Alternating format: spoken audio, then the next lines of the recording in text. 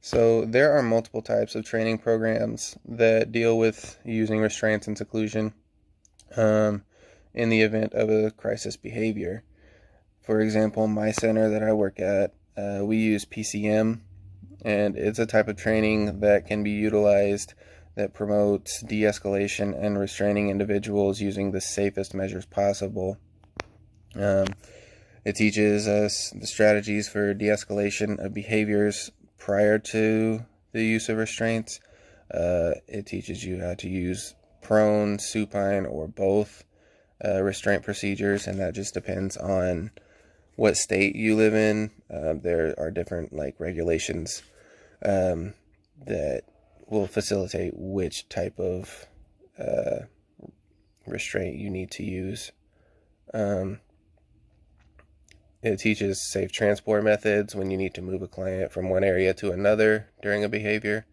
It teaches you how to deal with a behavior if you are by yourself or if you're with 2 or more PCM trained personnel.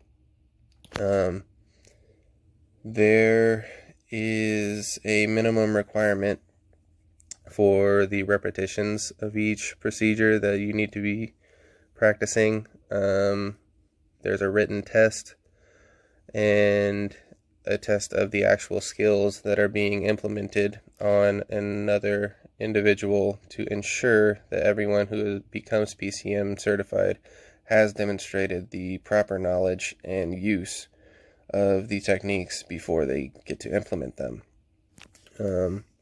I know on the written test and the actual practical use of the skills test, they both have steps that you cannot miss. There's questions that you cannot miss. If you miss any of them, then you automatically fail and you have to retake the training course. So, like I said, at my place of work, every single staff member that we have is put through PCM training almost immediately upon hire, usually within 1 to 2 weeks of them starting, they will be PCM trained. The certification for this lasts about a year, and we are automatically put through the recertification process whenever our time comes. So that's nice.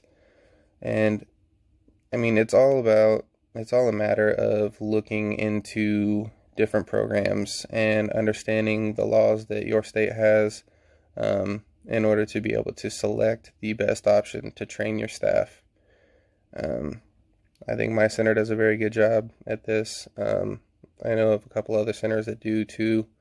But yeah, so basically it's just a matter of the company looking into the right things that they need to look into in order to get their staff trained appropriately so that they can properly implement these procedures.